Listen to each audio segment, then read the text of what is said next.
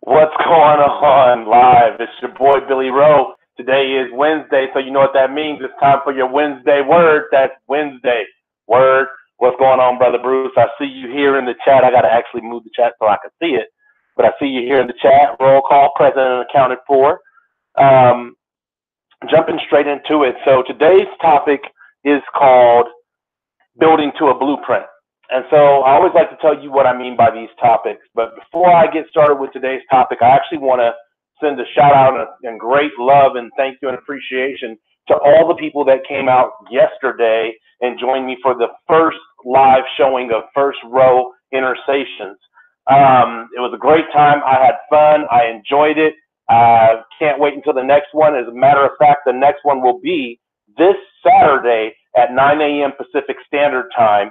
We'll be having a conversation on the pressure cooking in America. I'm sorry, and what that topic will be about the pressures and frustrations that me and the person that I will be speaking with, Bruce Gatewood, have experienced in America, being men, being minorities, and how we've overcome that, and some of the tools we use to get through that.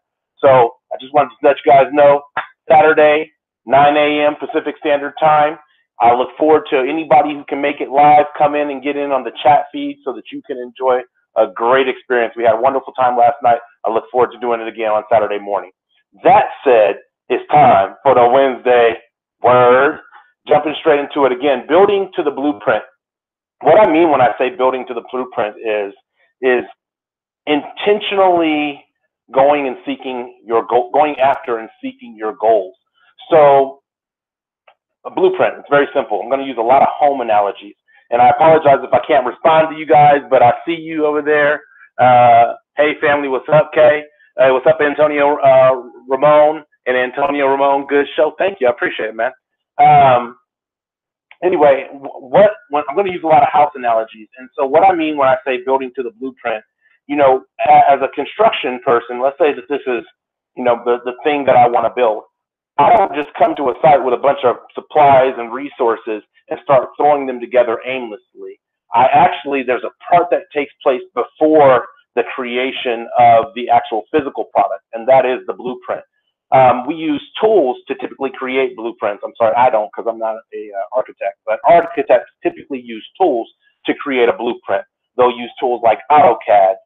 They're very specific measurements, so they'll use rulers. They will use pretty much tons of things. I actually know an architect, but I don't know everything that he uses.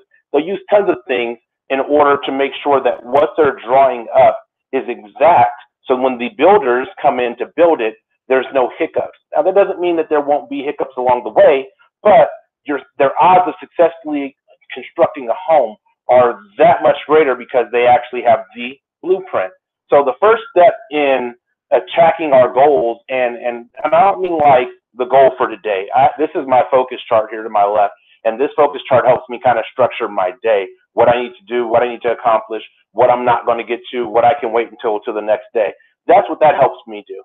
But when I'm talking about our long-term goals, things that may be 2-3 years out, that you need a specific path that you plan to, a path or a plan of attack that you plan to utilize in order to get to that 3 years out period.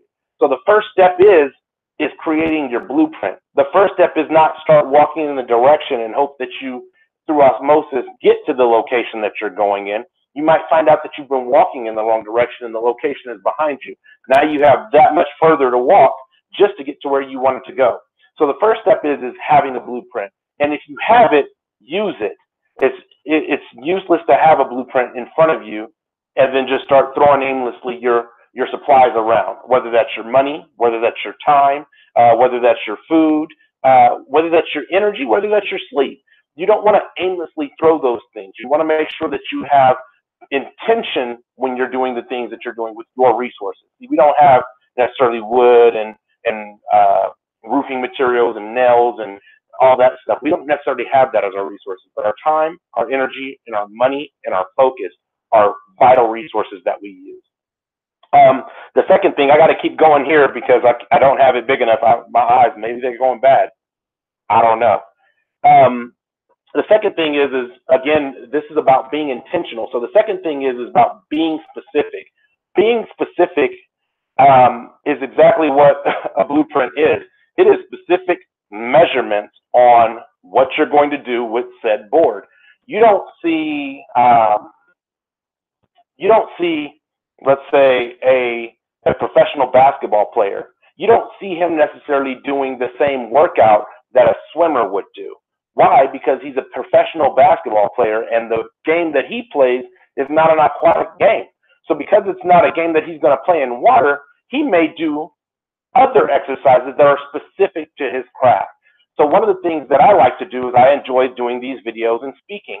So specific to my craft, I do tons of reading so that I have multiple stories to share with you guys, plenty of things to engage with you on, and plenty of things to reference in my own mind when I'm speaking like this or when I'm speaking to someone.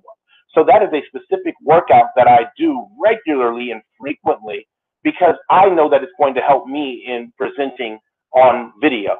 The third thing that we have here is be flexible. Now, blueprints are pretty stringent because, again, you're going to hear this a lot. The measurements are exact measurements on what things should be. So that way I don't have a 10-foot board in a 20-foot space and then I have a gap. But you want to still be flexible because we're humans, because we're living life. We don't have the foresight. We're not clairvoyant to be able to see, oh, well, in 5 days, this is going to happen, so I need to do this. And in 30 years, this is going to happen, so I need to make sure 10 days from now I do this. We don't have that. We only have typically hindsight. Now that we're past the moment, we now know the things that we needed for the moment. Hopefully we had them, but if we didn't, some of that is on us for not adequately preparing. So what I mean when I say be flexible is be willing to adjust. If you pull back from your blueprint or you pull back from your plan and you see, the house doesn't look like it's coming together. The plan doesn't look like it's coming together. Be willing to pull back and say, okay, what adjustments do I need to make in order to make this work? Now, the trouble that we have is a lot of people consider flexibility as, let's see, I don't know what word I want to use, but let's say a lot of people consider flexibility as a free-for-all. Well, I'm going to just throw some things down and then I'm going to run with it. Well, that's great and all, but what you're doing is you're trying to achieve future goals based off of a sketch. You know, I can draw a pretty good stick figure house. Don't ask me how I do that, but it's a stick figure house. I can draw a pretty good one, but that is not going to get me a custom built home to build in the real world. So you have to realize that sometimes things in the real world require details, but other times those details can be slightly bent, not necessarily all the way bent. You can't not go to the military and not know how to fly a plane and then jump into an F-16 and take off thinking that you're going to be successful. It just doesn't work. There's things that you have to do to get to that stage. So that's the third thing, is about being flexible. I'm sorry, that's the fourth thing. The third thing is being flexible. The fourth thing is about using the right tools. Now, here's where we get kind of caught up, or here's where I've been caught up in the past, where there's things that I want to do, and I don't do the things that I need to do in order to do them. This doesn't matter whether I was a kid. I would want to go and play basketball with my boy Anthony, and my mom would say when I got ready to go out the house, you need to clean your room. Darn, well, I want to go play basketball now. Well, I didn't do what I needed to do, so I can't do what I want to do. The same thing applies with your goals. There are certain things that you will need, certain tools that you will need in order to achieve your goals. That might be education, whether it's institutional education, or it might be self-education. A lot of the things that I know or that I have learned over the course of my life have been because I refuse to stop picking up books. I don't read fiction. I don't judge you if you do. But if I'm going to pick up a book, I'm not picking up the book for entertainment. I'm picking up the book for knowledge. Now, that doesn't mean that you can't get knowledge out of a fiction-based book, but I am more likely to find knowledge in a nonfiction book. So that's why I pick up tons of nonfiction books, and in order to help develop me as a person and make sure that I'm continually growing intellectually. So that is critical, is making sure that you're using the right tools. I wouldn't go to build a house and not buy nails and a hammer. And if I didn't buy nails and a hammer, I wouldn't use thumbtacks to put the wood together. Your house is going to fall apart. It's probably never going to get to a point where it stands And then you end in that hindsight moment saying, I shoulda, coulda, woulda bought nails and a hammer. So again, it's using the right tools or making sure you're using your tools. And the last thing is critical. It's follow through to execution. So making sure that you're following through the entire process. There has been countless times. I will give you one of my downfalls. Well, I don't want to say downfall, but one of my struggles is that I struggle with institutionalized education. So when I get into a good flow, typically life comes up because now I'm older and I have to stop. And then I get into a good flow and life comes up and then I have to stop. So when I say follow through to execution, what I'm saying is make sure you commit to getting those necessary tools, those necessary resources and supplies. Make sure you commit to getting those when you're supposed to get them, because if you don't, market value may go up on them. Now my time has a higher market value, and I can't just sit in school for 8 hours a day, 6 hours a day, 5 hours a day. I have to sit at my job and do my job for 8 hours a day. So make sure you're following through in the beginning and you're not selling yourself short, because then it becomes more difficult to get the supplies that you need to attain your goals. I like to leave you with this. This is something I like to do all the time. There is a story that I want to share with you, and it's about actually building something in the physical world. So when my son Ezekiel was I think he was about like 2 years old, maybe 3 or 4. I think he was 2 though. You'll find if you have kids, you just kind of start forgetting what year it was. But let's say he was 2. And I remember his mother and I had came together to build him a Lego Bat Jet. And it was like a 400-piece set because it had a Joker helicopter with it. Now, in trying to build this, I could tell you it had instructions. I've played with Legos my whole life. I thought I was an expert. I thought I had it down. The reality is that when we opened that box, I realized that the pieces were a lot smaller than what I was accustomed to dealing with. And because the pieces were a lot smaller than I was accustomed to dealing with, it was challenging to get the actual Lego set together.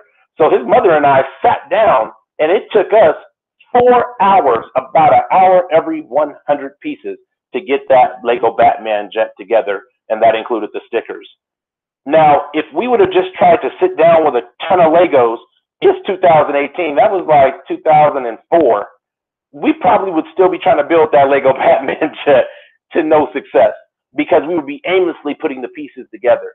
But because it comes with instructions, step-by-step instructions, what piece goes where, what piece goes how, and how you manipulate everything, because of that, we were able to get that together in 4 hours. I share that story because I don't want, for myself or for anyone who's listening live or on the replay, to treat their goals, their long-term goals, as these Legos could have been treated. Use the instructions, use step-by-step instructions, get mentors, get people who are going to back and support you, that are going to help you get to where you want to be, and get clear, crystal clear on what your goal is, so that you can make sure you're putting the right pieces in the right places at the right time. So other than that, like I said, it's Wednesday. I'm happy that you guys have rocked with me. I can't read anything that's going on because it's so far away and it's so small. I have to work on that. But I'm still growing in this YouTube experience, so I hope you guys will bear with me. But other than that, I love you guys. Thank you for always rocking with me. If you like this video, please share it. If you share it, please like it. Also, please do not forget to subscribe below. And when you subscribe below, make sure you click the bell so that way you can be notified when I come on live. I will be on again this Saturday at 9 a.m. Pacific Standard Time for another show of Inner Stations, and that will be based on the pressure cooking in America. So I hope you guys have a wonderful week. I'll see you for the Wednesday Word in 7 days, but I will see you Saturday, 9 a.m. Until then, peace, one love, and God bless.